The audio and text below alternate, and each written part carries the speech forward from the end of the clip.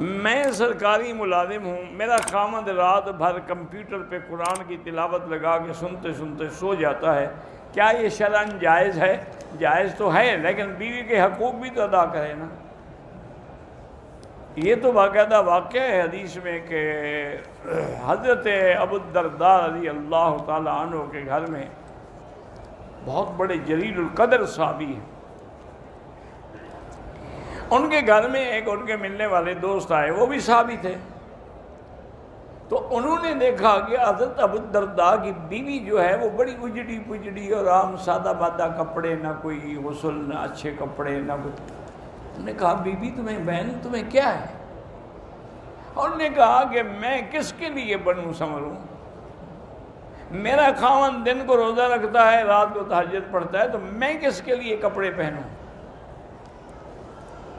اس لیے مجھے پھر یہی ہوتا ہے کہ مجھے بھی نہیں۔ تو انہوں نے ابو الدرداء کو بلایا اور کہا کیا کر رہے ہو تم؟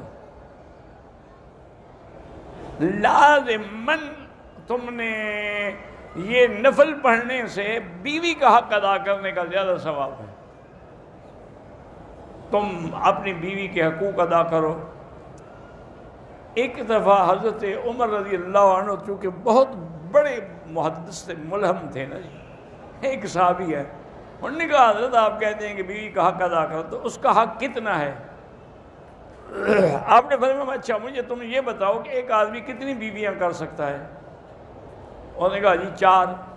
تو انہوں نے کہا اس کا مطلب ہے کہ چوتھی رات اس بیوی کا نمبر آئے گا، لہذا 3 راتیں عبادت کرو، چوتھی رات بیوی کی خدمت کرو۔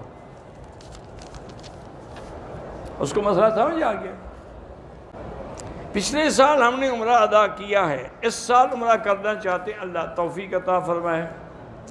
اگر غریبوں کی مدد کریں وہ بھی کرو، لیکن عمرہ تمہارے مقدر میں نہ لکھا ہے تو آپ آئیں گے۔ اور جب ایک بات کو سمجھتے نہیں، پتہ نہیں کیا وجہ ہے، بھئی عمرے میں بھی غریبوں کی مدد ہوتی ہے۔ آپ جو عمرے پہ آتے ہیں تو آپ گاڑی پہ نہیں چڑھیں گے، ڈرائیور کی مدد نہیں ہوگی۔